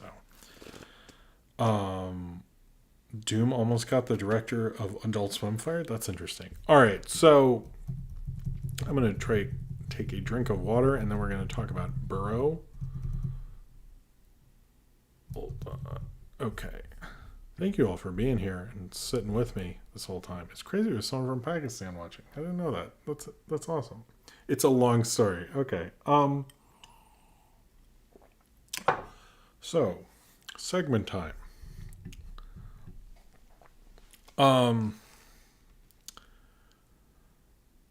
Burrow is a Pixar Spark short, which just came out on Disney Plus on Christmas Day at the same time as Soul. It was selected by Pete Docter to play before Soul, and if you are able to see Soul in the theater in a different country that's America, to my understanding, it does play before it. It was originally started in production as a Spark short. Pete Docter saw what was going on with it and chose it to play before Soul. Is, to my understanding, it is directed by Madeline Serafin, I believe, who helped write 16 episodes of We Bare Bears and helped with story on 10 more. You can kind of tell that while watching it. It's basically about a cute little rabbit who wants a dream home burrow in the ground.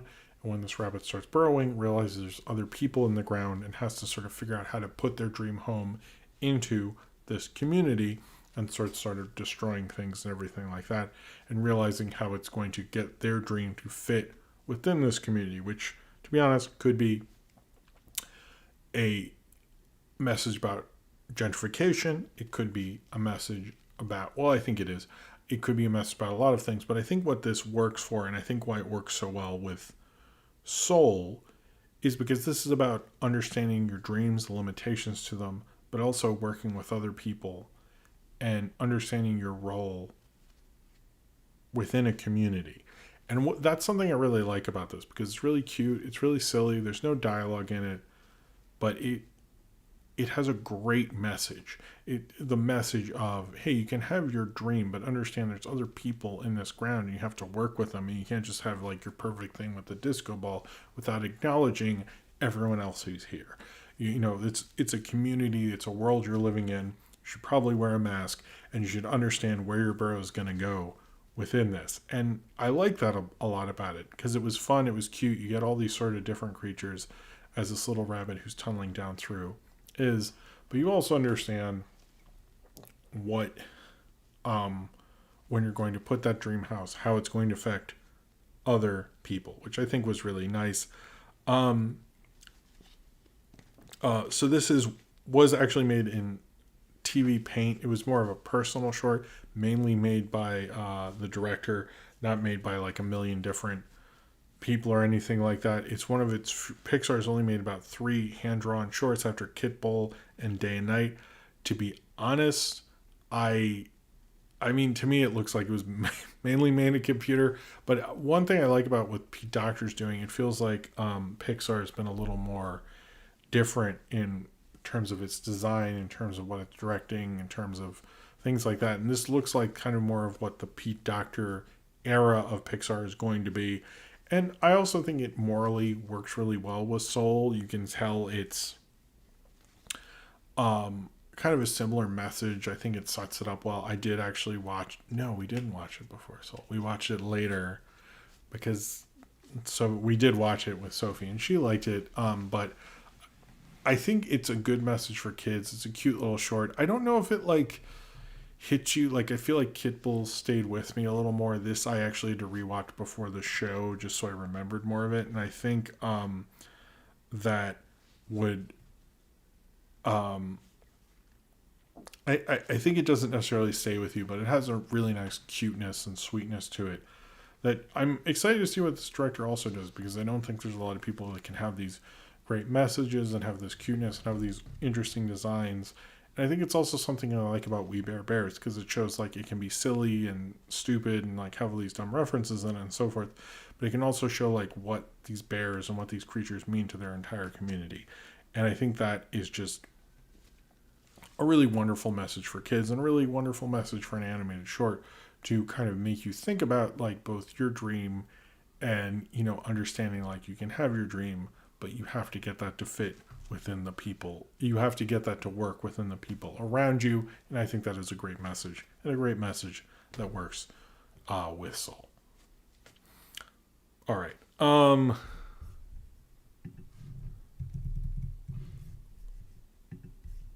What? It's on Disney Plus, by the way, if you're wondering where I saw that. So this next one, and then we'll get into questions. Oh, we have enough time to do a bunch of questions today. I was worried. It's only 12:02. That's like early for this show. Right? Right? Kind of. Okay. So the Gorillaz YouTube channel, or their Song Machine thing, came out with a new music video on Christmas Eve, actually, called Gorillaz The Lost Chord, with Lee, it's 3 E's, John. I really like this song. It's kind of got a chill, like kind of like end of a long party kind of vibe. And it's very influenced by a video that never happened, which was the unnamed Rhinestone Eyes music video, storyboard video. Cornbread asked me to watch that, and thank you, Cornbread, for doing so, because I hadn't seen that in forever, and there was actually a fan-made one that sort of tries to recreate it that they worked a long time on.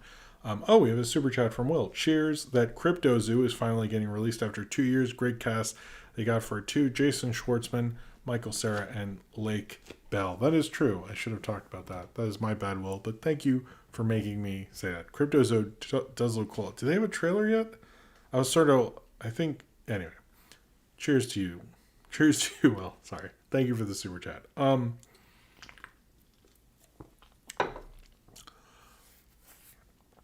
But yeah, so, I forgot about talking about. Anyway, there's a awardsy thing that I'll talk about after this. I forgot. It's a good thing. It's not a dumb thing.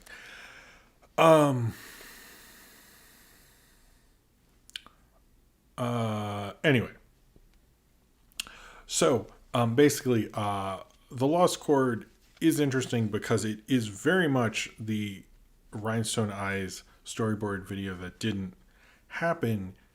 Is very is a big influence on this. And I think one of the things I find interesting about our new media landscape often is we kind of publish, like through Patreon or whatever, as artists, we have to constantly be producing content and stuff. And most of the time I'm cool with that. But oftentimes when we have like, here's a storyboard, I don't know, I never got to make this or whatever.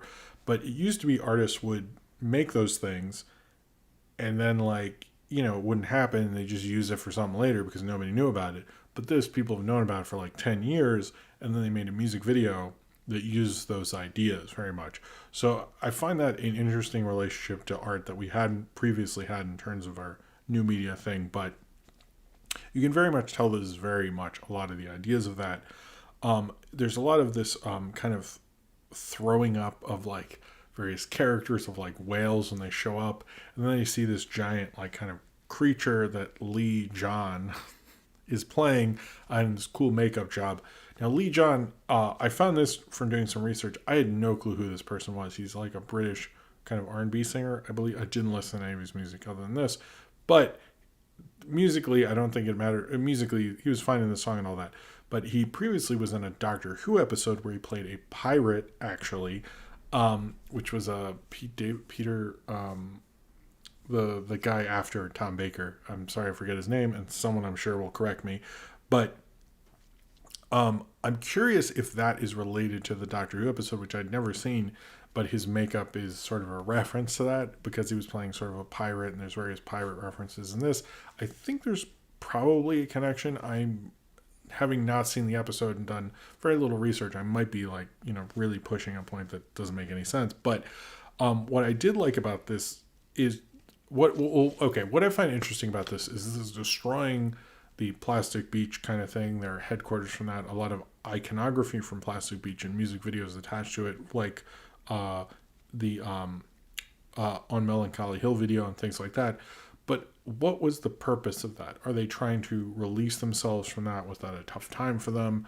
Like, I couldn't find a connection. The Lost Chord seems to be like, has sort of a connection to the way this video is like the idea of like, this was a lost video, like lost media, like it never got made, but does that have any connection to what's going on? It felt almost like I'm searching for one and maybe there isn't one, or maybe the point is you're always searching for this lost thing and you'll never find it. I don't know, but it made me think about that while I'm going through this video with the gorillas, like having all these ideas. Is there a purpose? Is there a purpose beyond that? Or are we just kind of imagining that there should be one? I'm not sure, but I found it to be, it's Peter Davidson, sorry. Who was the doctor who's in. But I like this one. I think, unlike The Valley of the Pagans, I think I like that song more in a little bit of ways, but I like kind of maybe the whole presentation. I sort of wonder what's entirely going on with this. It makes me question a lot of things. Like, I also want to watch all the Song Machine videos in a row because I couldn't find out, like, it felt like the first two there was kind of a connection to, although we see the pink ghost from the Elton John video carry over to this.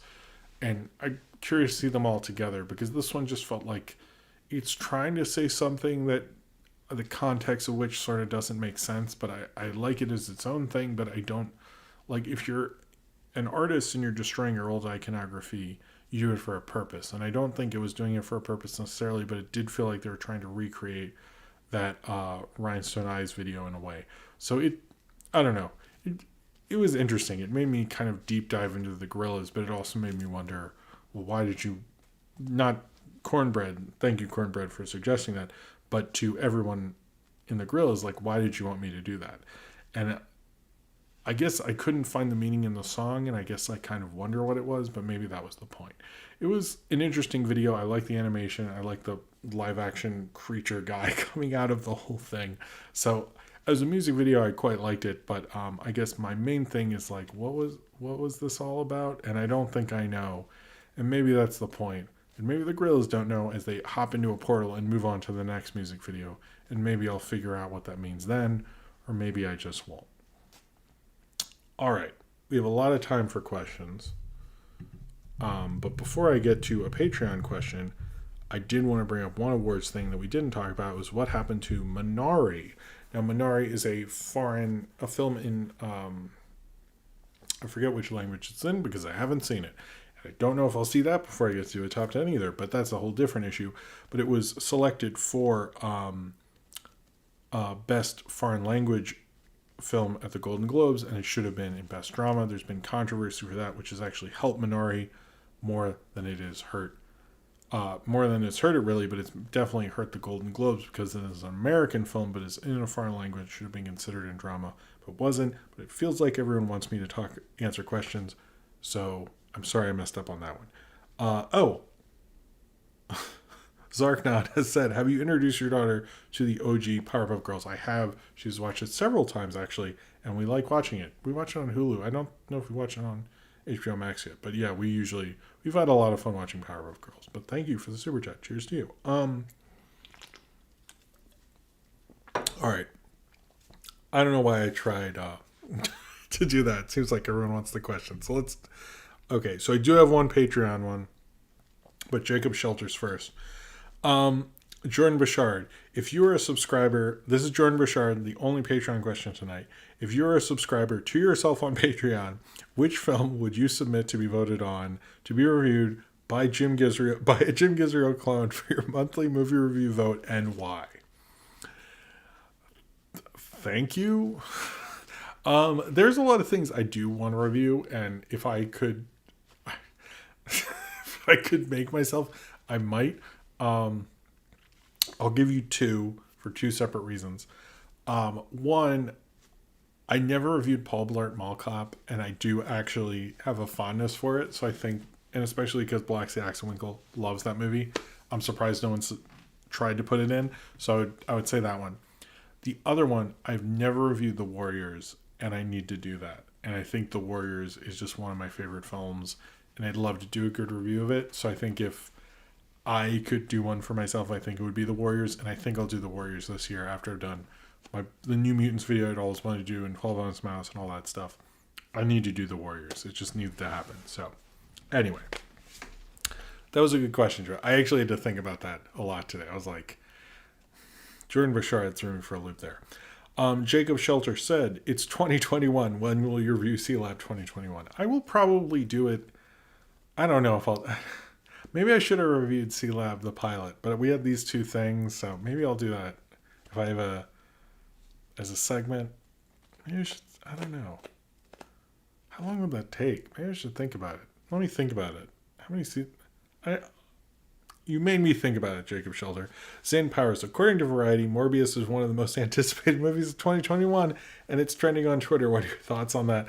I did see that. I didn't do most anticipated movies of 2021 because I'm so afraid of things getting moved again that I just don't. The Morbius thing is just so weird. That got moved immediately. Isn't that coming out in July? That movie is ridiculous. Ransom Film. I'm doing an honest critic on Spider-Man 3. What are some pros of it? Also, have you heard of the short story Godzilla's 12-Step Program? I haven't heard of the Godzilla thing. I like Thomas Hayden Church as Sandman. Good casting. He wasn't utilized well enough. Cornbread, did you know that there's a few of horror-themed blind boxes in the same art style as the sci-fi blind box that you got? They have a few slasher characters, classic and small. I didn't know that. Okay, yeah. So this guy, I really like this guy actually. But yeah, I didn't know that slasher thing. I need to maybe just get into the blind box thing like that because that was good. I really like that Bender. Any thoughts on Highlander 2? No, I haven't seen that in so long. I have no thoughts on it. The Queen song is really cool. Major Mekazawa, I love your reviews of Night of the Living Dead and Dawn of the Dead. So I'm curious, what are your thoughts on Day of the Dead? I've never been a huge fan of it. I've thought about doing Day of the Dead so many times. I need to do Day of the Dead to close out the trilogy. I've never loved... to me, it's the lesser of the three. But it's been a while since I watched it. I never liked it as much. I never really got why people like it so much, to be honest with you. Zane Powers, thoughts on the movie Space Race between America and Russia to film a movie in space first? I think I talked about it. Did I talk about it last week or no? I think it's interesting that it's really between Russia and Tom Cruise. And if Tom Cruise did it, Russia would totally watch that movie. So I think Tom Cruise will probably win because his movie will gross more than a Russian one, unless Russia decides to team up with Tom Cruise, which I think would be a good idea, honestly, if we can do it. But I think ultimately, we have a super chat there. I think ultimately, Tom Cruise is probably going to win because no one outside of Russia is going to see that movie. They have to get a movie star. Tom Cruise has a movie star. Going to space is expensive. It would just be a Russia ego thing, which is definitely not something that Russians do, I guess. Discount Viscount, thank you for the super chat, said, what's a comic you'd like to see as a film/show? Cheers to you, Discount Viscount.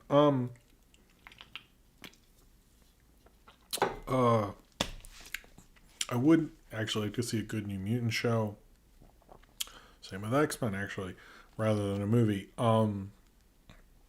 Trying to think. I almost want to say... No, that's...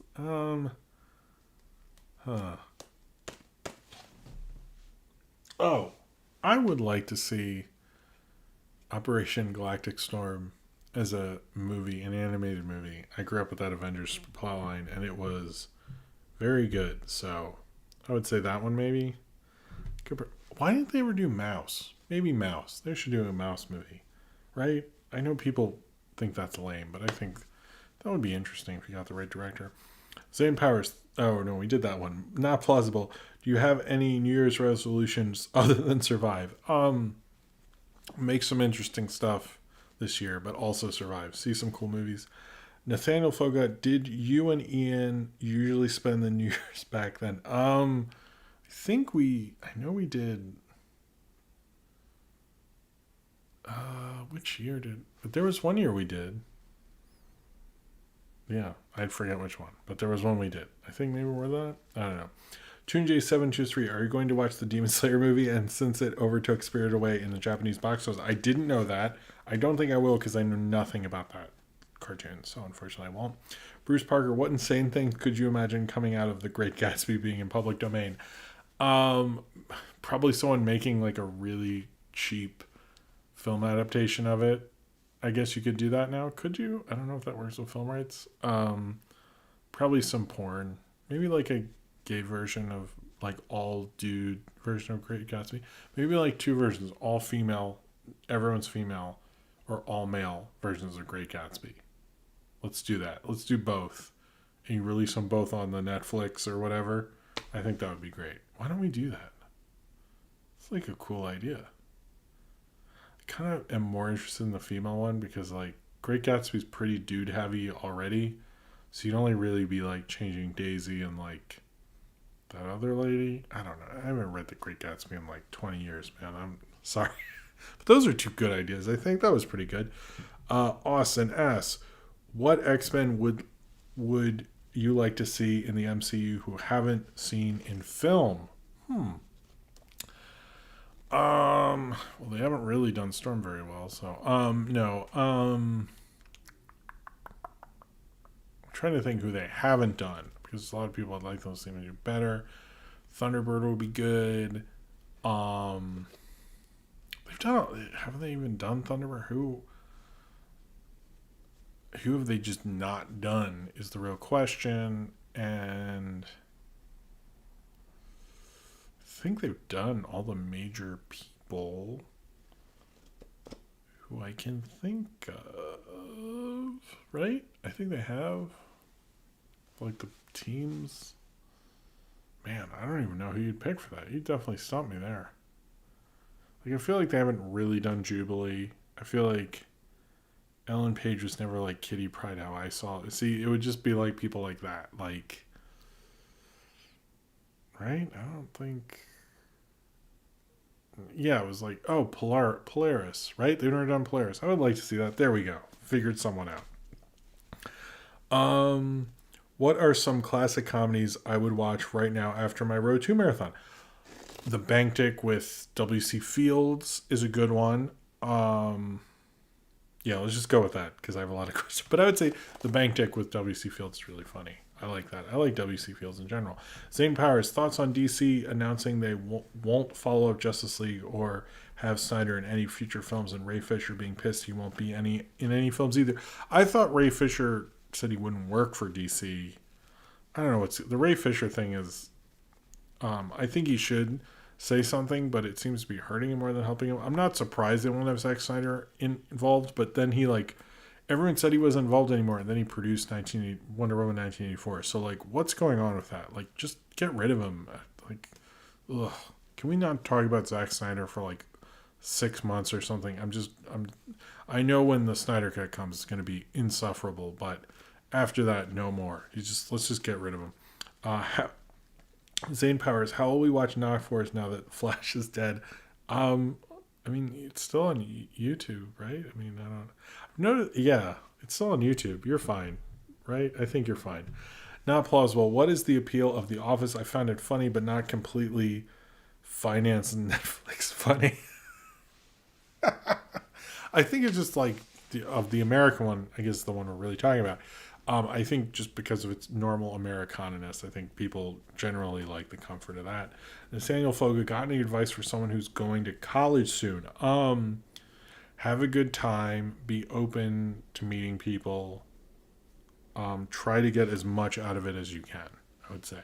And try to make as much stuff as you can. If you're doing art stuff, try to take out equipment or try to use as many opportunities as you can to make stuff and work on stuff with people. There's a lot of cool relationships and cool experiences you can have just by being open to stuff. So just, meet as many people as you can, be nice. Don't feel too bad about whatever you do your first year and go to a lot of parties. Cornbread. I also have two theories regarding the meaning of the destruction of Plastic Beach, but I'll post that on the Lost Chord review. Okay, bit hard to explain with the character limit for stream comments. All right, I'm very interested in these comments, Cornbread. I'm very interested. Austin, do you think Kevin Smith Moose Jaws will happen? I don't, but I'm interested now that you guys bring it up so much.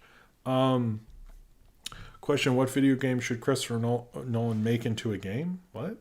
Do you mean what movie? Tenet wouldn't be a bad game if you had to go back and forth. That might actually be fun, but I'm like not the right person to ask that. Nathaniel Fogo, what made you want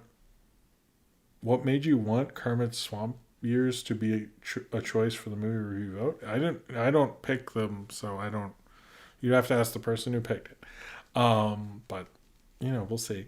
Finn64, if you were to pick a few movies that you would consider to be favorites, don't have to be the best movies, more so favorites, what would they be? That aren't the best. I'd say I always had a fondness for Return of the Jedi, Masters of the Universe, Willow. I think those are like my three that are not great movies, but are like kind of personal favorites. I'm sure there's others. Those are just the ones I can think of off the top of my head. Wait till next month. Not sure what that's in reference to. Not plausible. What is one movie you would never want to have to review so we can suggest it for next month? Probably like a big classic, and I won't say which one. Tannerlands, have you ever seen the Spanish animated horror film Bird Boy, The Forgotten Children? No, I haven't, but maybe I will for Halloween next year. That sounds pretty cool. Zane Powers, thoughts on that draft bill that aims to kill the internet? I don't think they'll try to kill the internet, but I hope that doesn't happen. That would really suck. Austin, what's the key to a balanced diet? Just moderation. Have you ever bought a prop that was used in a film from Cornbread? I don't think so. I have some stills, but I don't think I bought anything. That sounds cool, though.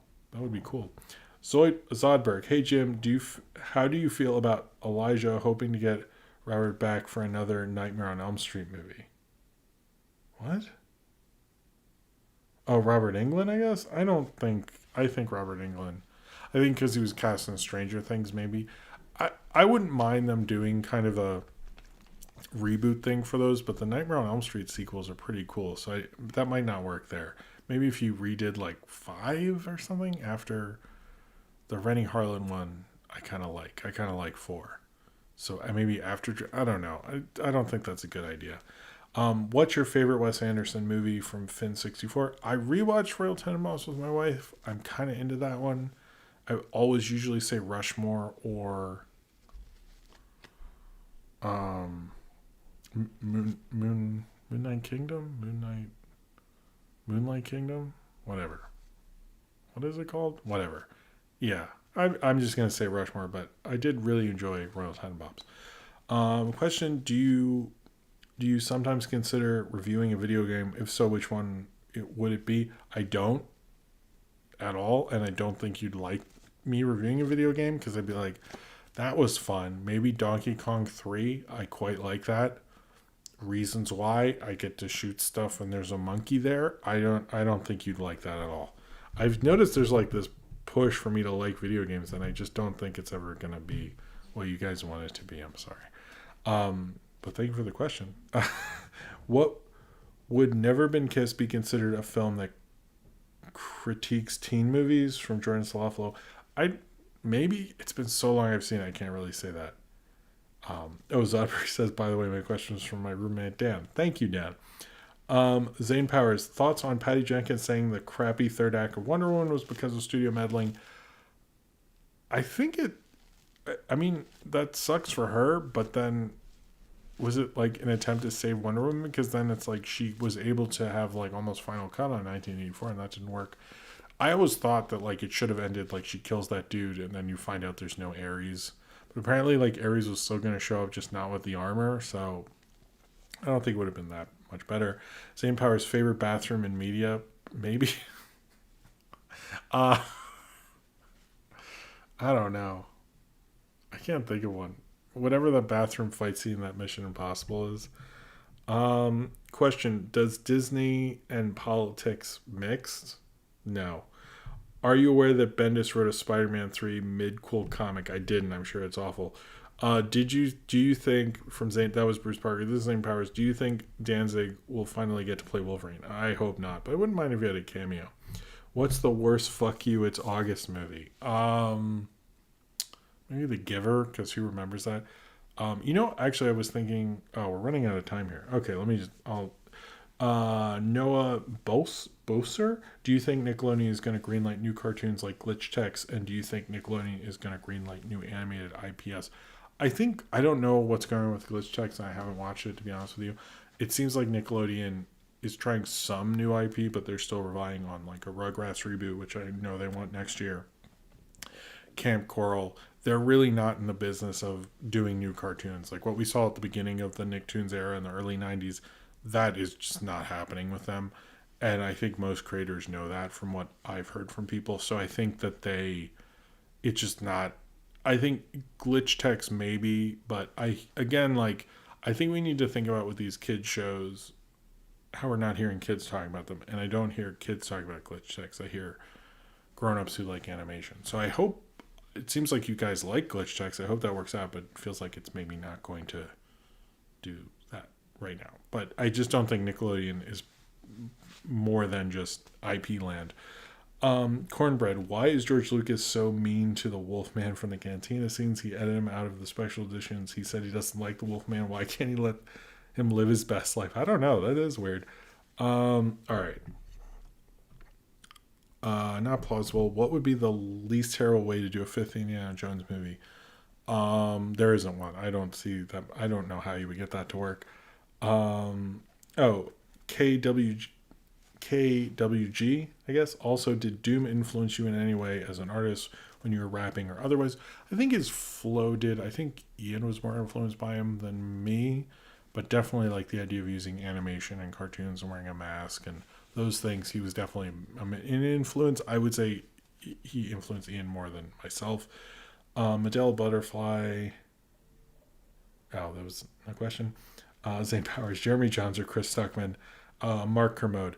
Mblood T. Let's just do a couple more. Man, yeah, we did a lot of these. Mblood T. You think the end of the world in Tenet is actually the end of cinema, and Christopher Nolan tries to reverse everything for cinema's sake? Sure. Paige Howard. If the NYC Toys R Us was still around, what type of Ferris wheel themed cars would be seen today? Probably one for Peppa Pig, I would say, and probably a Netflix, something like Storybots. Jacob Shelter, any recommended Red Letter Media's videos to watch for beginners? I would just say the prequel ones. And let's do one more. Oh, it is late. Do you care about Elizabeth the Lucky Son? No. All right, let's go to the bottom. Let's see. AS Superdrive. Do you know HT Hit Entertainment stands for Jim Henson International Entertainment? I did not know that. What about reviewing the X-Men arcade game? It would more just be me reminiscing, but I guess so. Is there anything else? Anyone I haven't? No, I think that's everyone. Has Jim seen Cobra Kai? I haven't yet. I need to do that. Remember when John said racism? What? Okay, I think that's it for tonight. Thank you all for being here. Thank you for coming in and spending time with me. Did I miss a super chat from Male Tears? I feel like maybe I did. Did I see that? Anyway, I think I got a super chat from Male Tears at some point. I'm seeing on my other screen. Anyway, thank you for Male Tears.